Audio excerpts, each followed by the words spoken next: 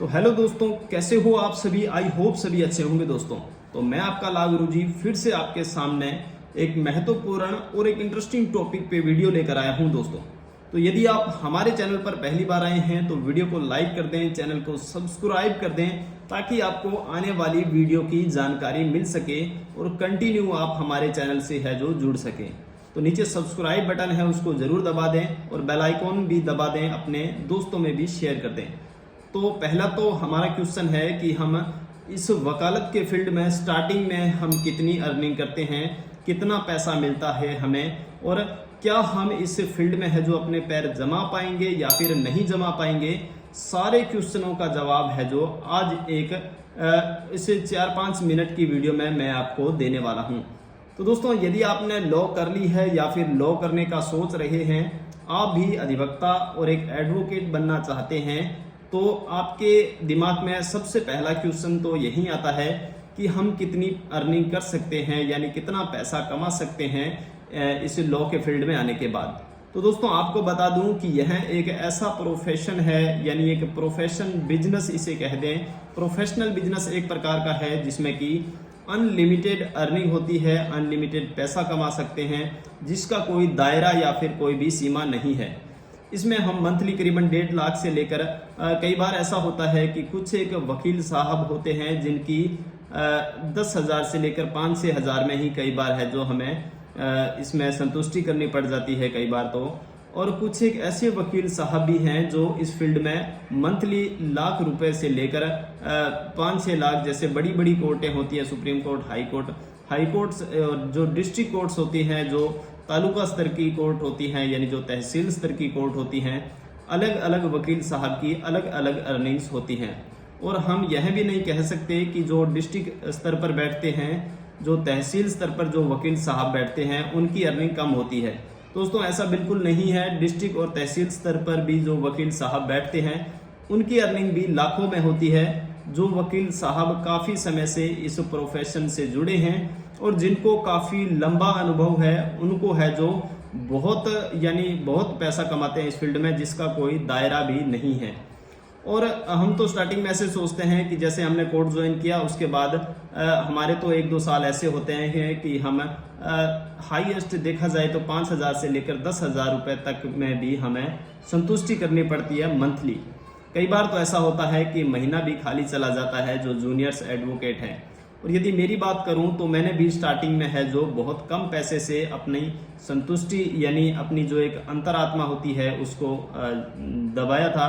और कई बार तो मन ऐसा करता था कि गलत प्रोफेशन में आ गए हैं, गलत जगह आ गए हैं, यहाँ इज्जत तो है लेकिन पैसा स्टार्टिंग में बहुत कम है।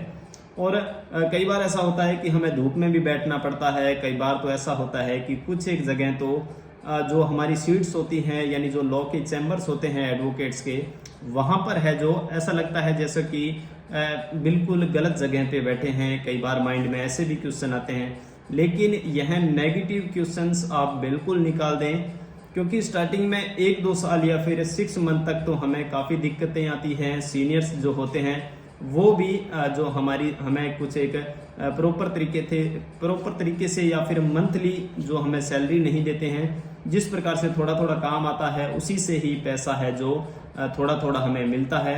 और जो सीनियर होते हैं वो सैलरी पर तो कभी भी जूनियर नहीं रखते हैं।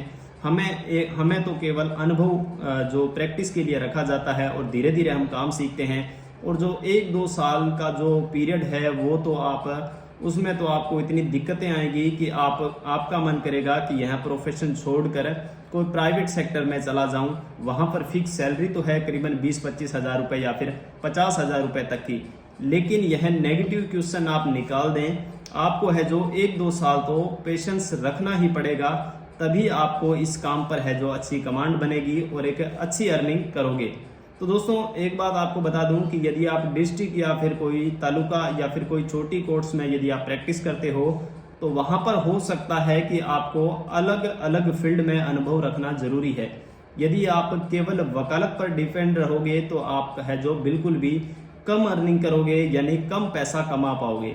यदि आपको रेवेन्यू वर्क आता है या फिर कोई जैसे कोई प्रॉपर्टी संबंधी आपको काम आते हैं तो वो जरूर सीख लें। जिससे कि आपका जो पैसे का फ्लो है वो बना रहता है और आपको कंटिन्यू आपकी अर्निंग होती है। और मंथली एक यदि हम देखा जाए तो 20-25 से लेकर 50,000 रुपए तक की अर्निंग नॉर्मल तरीके से है जो हम कर सकते हैं।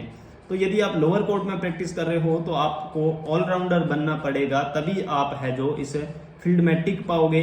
यदि आप अकेली वकालत का सोचते हो कि मैं केवल केस के बहाने बैठा रहूंगा और अच्छी प्रैक्टिस चलती रहेगी, बुक्स पढ़ूंगा, लेकिन ऐसा बिल्कुल नहीं है। आपको साथ के साथ बुक्स भी पढ़नी है और साथ के साथ रेवेन्यू वर्क भी सीखना है और साथ के साथ सिविल और फौजदारी दोनों काम आपको आने चाहिए, तभी आप इस फील्ड में प्रॉपर तरीके से टिक पाओगे।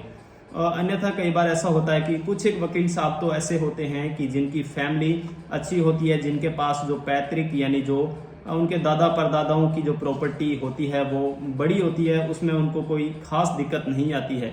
लेकिन कुछ एक जैसे मैं हूँ मिडिल क्लास और जो कुछ एक गरीब घर से बिलोंग करते हैं वकील साहब, उनको बहुत सी दिक्कतें आती हैं और कई बार तो ऐसा मन करता है कि यह प्रोफेशन छोड़कर को प्राइवेट सेक्टर में चले जाएं जहां पर 20-25 हज़ार सिक्योरिटी तो है। लेकिन बिल्कुल नहीं दोस्तों, आपको 1-2 साल तो पेशेंस रखना ही पड़ेगा और प्रॉपर तरीके से अपने को मेंटेन रखना पड़ेगा खुद को, और बढ़िया तरीके से आप वकालत सीख जाओगे। उसके बाद ही प्रॉपर आपकी अर्निंग कंटिन्यू आने लगेगी।